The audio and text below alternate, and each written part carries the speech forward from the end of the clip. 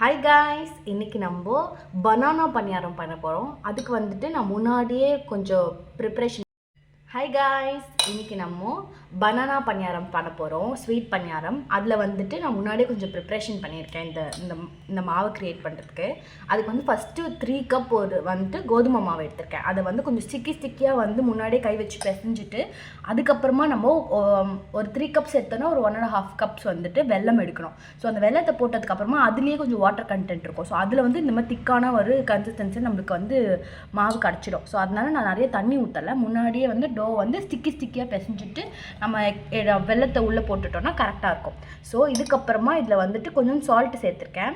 So வெல்லம், salt, கொஞ்சம் கோதுமாவு இருக்குது. ஸோ 3 கப்ஸ் கோதுமாவு இருக்குது. இதில் வந்துட்டு இப்போ நான் 3 கப்ஸ் கோதுமாவு எடுத்ததுனால 3 பனானாஸ் ஆட் பண்ண போகிறேன். பனானா வந்து கொஞ்சம் புளிப்பாக இருக்கிற பனானாவாக எடுத்துக்கோங்க. ஸ்வீட்டாக இருக்கிறது வேணாம், புளிப்பாக இருந்தால் தான் இதுக்கு டேஸ்டியாக இருக்கும். அது இதுக்கு வேணால் நான் வந்து நல்ல பனானா, ஒரு மாதிரி பிளாக் ஆகாத பனானா எடுக்கிறத விட நல்ல பிளாக் ஆகிட்ட பனானா எடுத்திங்கன்னா அது இருக்கும்.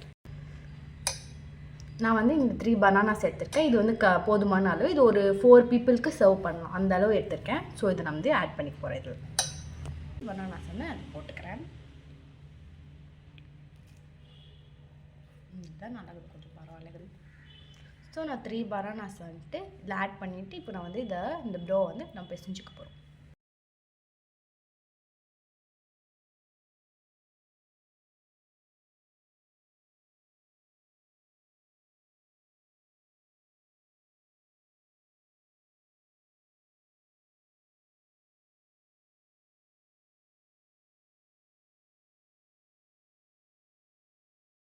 வந்துட்டு இந்த டோ வந்துட்டு நல்லா ரெடி ஆகிடுச்சு. கொஞ்சம் பனானா வந்து கொஞ்சம் கட்டியாக தான் இருக்கும். அது கொஞ்சம் நம்ம ஓவர் நைட் இது வந்து அப்படியே வைக்கணும். ஏன்னா இந்த மாவு வந்து கொஞ்சம் புளிப்பு வைக்கணும்.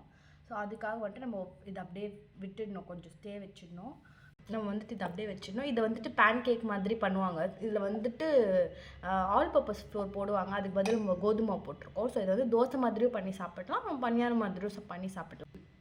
ஸோ இது 6 to 8 hours நல்லா ஊறட்டும். இதுக்கப்புறமா நம்ம பணியாரம் செஞ்சுட்டு உங்களுக்கு நான் வந்து ஷோ பண்ணுறேன்.